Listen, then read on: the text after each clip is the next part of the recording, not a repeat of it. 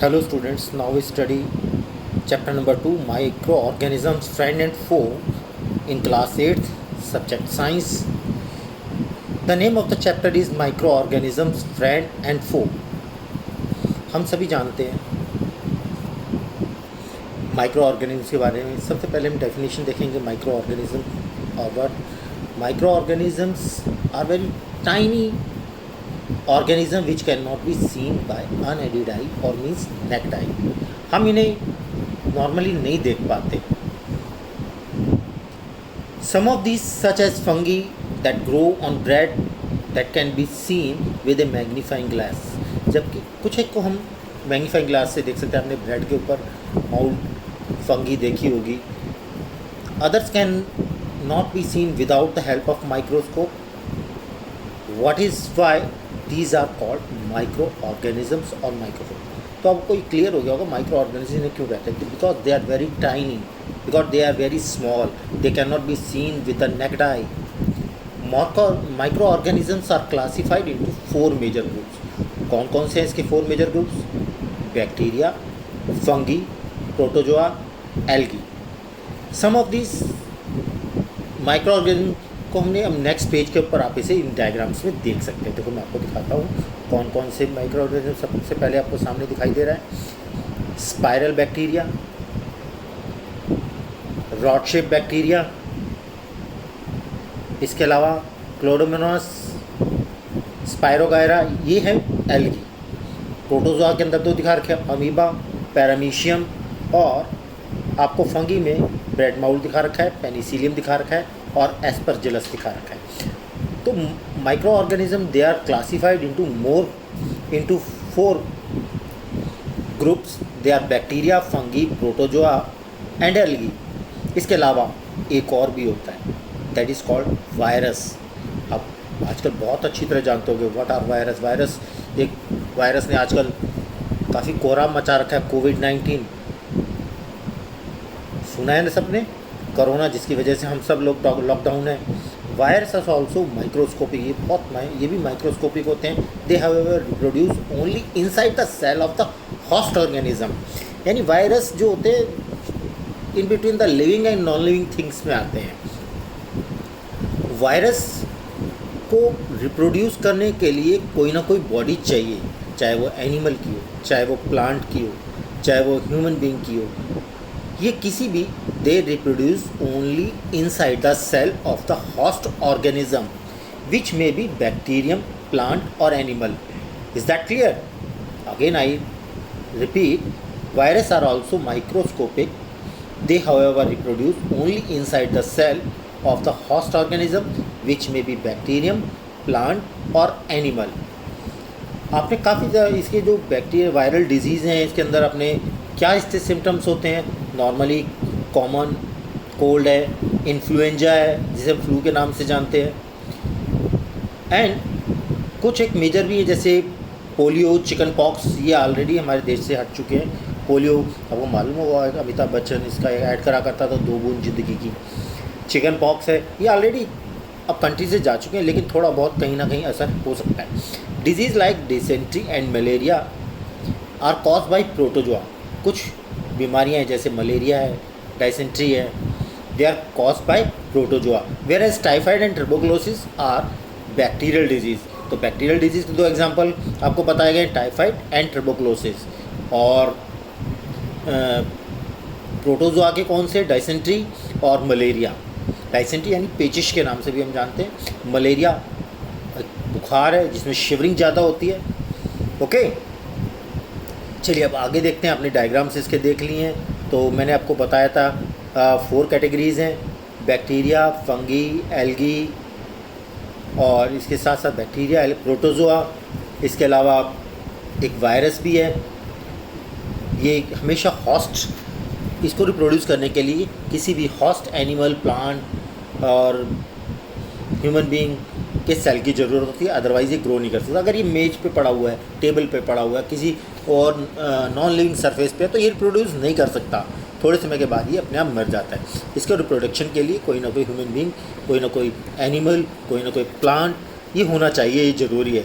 बिना उसके सेल के नहीं कर सकते। अभी आपके सामने दो एग्जांपल दिखा रखे हैं वायरस के, एक कुछ मिलता हुआ है ऊपर वाला, मैं आपको जो एक बार जूम करके दिखाता हूँ, ये वाला कुछ कोरोना से मिलता जुलता है, तो ये दे आर वायरस। अब आते हैं where do microorganisms live. Microorganisms में भी सिंगल सेल लाइक बैक्टीरिया जो होता है सिंगल सेल होता है, some algae and protozoa are multi cellular, जबकि एल्गी और प्रोटोजोआ मल्टी सेलुलर होते हैं। Such algae and fungi they are survive under all type of environment, ये हर टाइप के एनवायरनमेंट में सर्वाइव कर सकते हैं। ये आइस कोल्ड में, हॉट क्लाइमेट, डेजर्ट्स में, मार्शी लैंड्स में। They also find inside the bodies of the animal and human being, ये हमारे अंदर भी मिलते हैं, हमारे अंदर जानवरों के अंदर मिलते हैं, including humans. Some microorganisms grow on other microorganism while other exist freely, कुछ दूसरे ऑर्गेनिज्म पे ग्रो करते हैं और कुछ फ्रीली रहते हैं। फॉर एग्जांपल जो फ्रीली लेते हैं उसके अंदर कौन कौन से हैं, just like amoeba live alone, mostly muddy water के अंदर होता है। लाइक फंगी एंड बैक्टीरिया में लिव इन कॉलोनीज, फंगी और बैक्टीरिया ये दोनों कॉलोनीज में रहते हैं। Microorganism and us, microorganism play an important role in our lives. Some of them are beneficial in many ways, whereas some of other harmful cause disease. Just as study about the in detail. आइए हम इससे थोड़ी सी study करते हैं, थोड़ा सा इसके बारे में बताते हैं आपको। फ्रेंडली माइक्रो ऑर्गेनिज्म से शुरू करते हैं। मेरे जैसे चैप्टर का नाम था फ्रेंड एंड फो, दोस्त और दुश्मन, तो हम सबसे पहले हम फ्रेंड की बात करेंगे। माइक्रो हमारे दोस्त भी हैं। Micro are use for various purposes, इनका बहुत ज़्यादा पर्पस में बहुत यूज़ है इनका। They use in preparation of curd, दही बनाने में, ब्रेड बनाने में एंड केक बनाने में इनका इस्तेमाल है। They are also use in cleaning up the environment, for example organic waste. आप सब जानते हो ना, मैन्योर बनाने के लिए ह्यूमन फेसिस है, एनिमल फेसिस है, ब्रोकन डाउन, इन सबको वो ब्रोकन डाउन करते हैं और उसको एक सिंपल सब्सटेंस में बनाते हैं। They are bacteria. आपने लास्ट चैप्टर में पढ़ा था मैन्योर के बारे में, तो ये क्लीनिंग का काम करते हैं, ये वेस्ट ऑर्गेनिक वेस्ट को कंज्यूम कर लेते हैं और सिंपल सब्सटेंस से बना के हमारी धरती को फर्टाइल करते हैं। Bacteria are also used in preparation of medicine, इनका इस्तेमाल मेडिसिन इंडस्ट्री में भी होता है, एग्रीकल्चर इंडस्ट्री में भी होता है।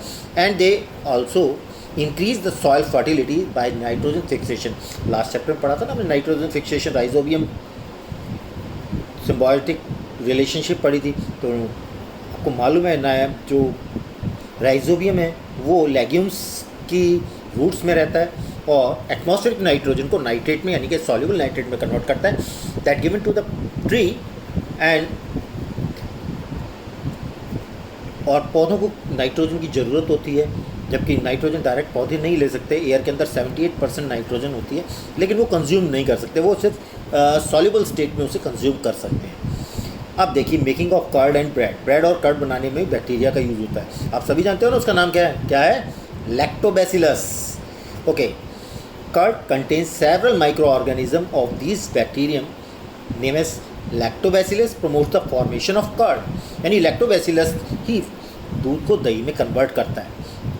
It multiplies in milk and convert into curd, milk के अंदर ही मल्टीप्लाई होता है और कर्ड में कन्वर्ट कर देता है। Bacteria also involve in making of cheese, इनका इस्तेमाल चीज़ बनाने में, पिकल्स यानी अचार बनाने में और बहुत सारे फूड आइटम बनाने में होता है। एन इम्पॉर्टेंट इंग्रेडिएंट ऑफ रवा जानते हो, सूजी को कहते हैं, इडली, भटूरे, इन सब भटूरे, ये सारी की सारी चीज़ें माइक्रो ऑर्गेनिज्म के द्वारा ही बनती हैं। अब आते हैं हम थोड़ा आगे और चलते हैं। यस, ये एक और माइक्रो ऑर्गेनिज्म है, यीस्ट बैक्टीरिया है। Yeast A type of bacteria that reproduce rapidly produce carbon dioxide during the respiration in bubbles of the gas field the डाउ एंड इंक्रीज द वॉल्यूम। अब जानते हो जब भटूरे बनाए जाते हैं या आपके जलेबी बनाई जाती है, तो इसके लिए सबसे पहले मैदा को लिया जाता है, उसमें पानी डाला जाता है, उसमें थोड़ा यीस्ट पाउडर डालते हैं और थोड़ी देर बाद ये फूल जाता है। फूल क्यों, उसका साइज़ क्यों बढ़ जाता है, क्योंकि उसके अंदर यीस्ट जो होता है वो रेस्पिरेशन करता है और उसके इस दौरान कार्बन डाइऑक्साइड निकलती है जो उसके अंदर ट्रैप हो जाती है, जिससे उसका वॉल्यूम इंक्रीज़ हो जाता है। Okay, this is a basic basis of the use of east in baking industry, इसी वजह से बेकिंग इंडस्ट्री के अंदर ईस्ट का इस्तेमाल होता है ब्रेड, पेस्ट्री, केक वगैरह बनाने में। कुछ commercial uses of microorganisms. अब हम commercial uses of microorganism आपके नेक्स्ट वीडियो में पढ़ेंगे। आप इसे अच्छी तरह देखिएगा और तब तक के लिए थैंक यू वेरी मच।